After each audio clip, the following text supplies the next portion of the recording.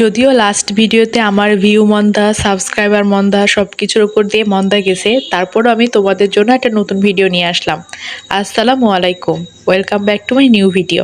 দুইটা দিন মিলে কি করছি বাসায় এবং বাসার বাইরে আজকে নিয়ে থাকবে তার কন্টেন্ট। তো চলো তোমাদের সাথেও শেয়ার করি।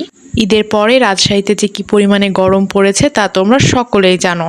তো একদিন গরমের এই বিকালে আমরা গেছিলাম ওই বাসায়। আসলে বাসায় কিছু সমস্যা দেখা দিয়েছিল। সমস্যা বলতে ছাদে বিভিন্ন ছেলেপিলে উঠে ছাদ নষ্ট করে দিচ্ছিল। ওখানে গিয়ে দেখি কোনো বাচ্চা কাচ্চাই নাই যারা ছাদে উঠে খেলছে, কারণ সেই দিন এত বেশি গরম পড়েছিল। আর আমরা যখন গেছিলাম তখন খুব রোদও ছিল, তার জন্যই হয়তো বাচ্চাদের এখানে খুঁজে পাইনি। গোটা ছাদের মধ্যে তারা বেশ কিছু জায়গা নষ্ট করে দিয়েছে। আর এই দেখো নিচে তারা খেলছে।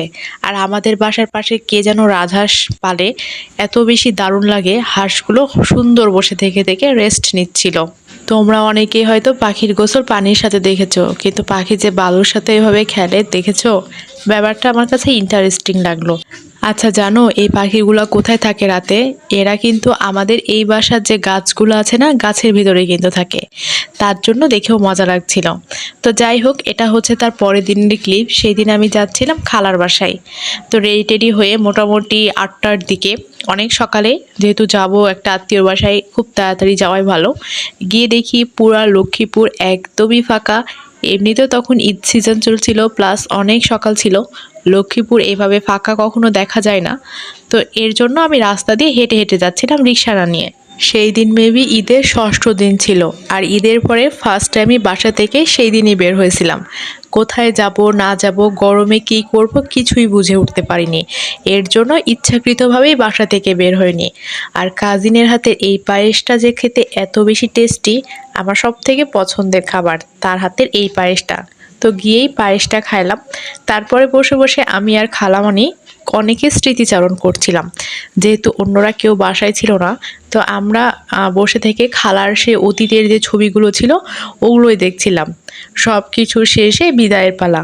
এখন মোটামুটি তোমার 5টা থেকে 5:30 বাজছিল, আসার সময় হয়ে গেল। তো আমার কাজিনের ছেলে আমাকে আগায় দিল। তো এতটুকুই ছিল আমার ভিডিও। এখন ভিডিও শেষে তোমাদেরকে কিছু গল্প করি। আচ্ছা তার আগে এটা বলো তো, এটা কোন গ্রাম? তোমরা কি কেউ কখনো এই গ্রামে গেছো? বা এটা কোন রাজশাহী জেলার মধ্যে, এটা কোন এলাকা? কেউ জানলে অবশ্যই আমাকে কমেন্ট করবা। আমার বানানো ডেইলি লাইফের কোনো ব্লগ বা কোনো রেসিপি বা মেহেদি ডিজাইন, এগুলো শুধুমাত্র তোমাদের জন্যই বানাই। এর জন্য তোমাদের কাছ থেকে আমি আশা করতেই পারি আমার ভিডিওগুলো তোমরা লাইক, কমেন্ট এবং আমার চ্যানেলটাকে সাবস্ক্রাইব করবা। সাবস্ক্রাইব করে পাশে থাকলে আমি যে প্রতিদিন নতুন নতুন ভিডিও আপ দিই, এগুলো তোমরা দেখতে পারবা। তো আজকে এতটুকু পর্যন্তই ছিল। তোমরা যে যেখানে থাকো নিজের যত্ন নিও, সাবধানে থাকো। আর হ্যাঁ, আরও একটা কথা, রাজশাহীতে কিন্তু প্রচুর পরিমাণে করোনা বেড়েছে।